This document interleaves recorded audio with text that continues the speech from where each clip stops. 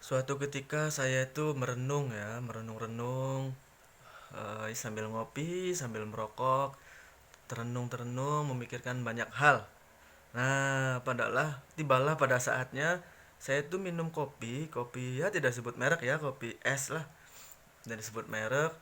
Terus rasanya itu tidak seperti biasanya gitu. Rasanya tidak seperti biasanya yang biasanya saya rasakan di kopi itu.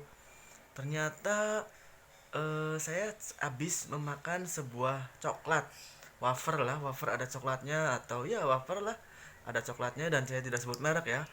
Nah, karena di lidah saya bekas makan coklat itu, wafer itu, maka rasa kopinya terhalangi dengan yang masih ada tersisa di lidah.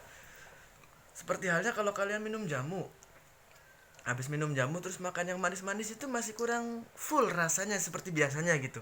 Ya mungkin kalian juga yang punya lidah ya, bagi kalian ya pastinya semuanya punya lidah ya, pasti merasakan lah bahwasanya lidah itu kadang tidak bisa merasakan sesuatu hal karena masih ada sesuatu hal di dalam lidah itu. Nah, saya itu ingin menarik kesimpulannya atau menganalogikannya atau mengkiaskannya itu kepada hati, bahwa Kanjeng Nabi itu pernah bilang apa yang diucapkan orang itu sesuai dengan hatinya. Gambaran hati seseorang itu apa yang di lidahnya, yang terucap di lidahnya. Jadi lidah dengan hati itu isyarat dari Kanjeng Nabi itu nyambung. Nah, belum lagi kalau dikaji secara kesehatan, secara kedokteran, lidah dan hati itu ya pasti nyambung. Nah, mungkin anak-anak kedokteran yang bisa melengkapi ini ya. Nah, saya di sini dari sisi rasa. Lidah dan hati itu ada kemiripan. Bagi kalian, saya pernah mendengar omongan Abah, Mbah ya, Mbah apa Abah ya? Mbah Sujiwo Tejo.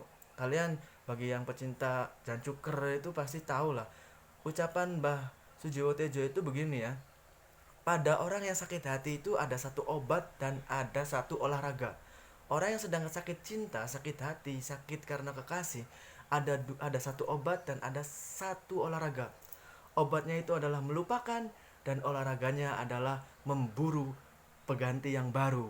Nah, jadi obatnya itu melupakan dulu yang dulu telah hilang, yang sudah disakiti atau tersakiti, dan olahraganya adalah memburu pengganti yang baru.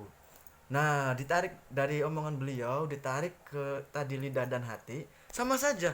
Ketika lidah masih ada sisa sesuatu hal yang masih nempel, maka hal yang masuk yang lain itu akan sulit untuk dirasakan sepenuhnya gitu. Sama halnya dengan hati.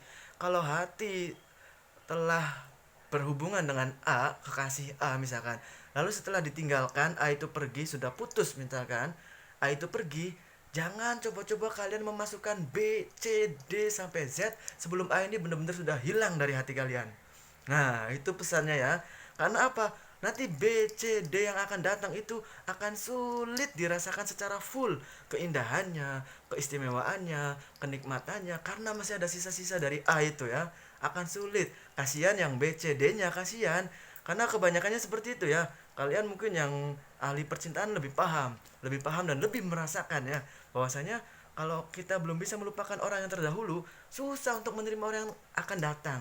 Akhirnya apa? Hanya pelarian, hanya persandaran, hanya persinggahan. Tidak untuk menetap, tapi hanya untuk butuh curhat. Karena yang sebelumnya belum dibuang. Nah, itu jadi belajar dari lidah, perasaan hati pun harus gitu ya. Kalau belum bisa melupakan orang yang terdahulu, jangan coba-coba menerima orang yang baru. Lupakan dulu, baru kalian akan bisa merasakan orang yang selanjutnya akan datang kepada hati kalian.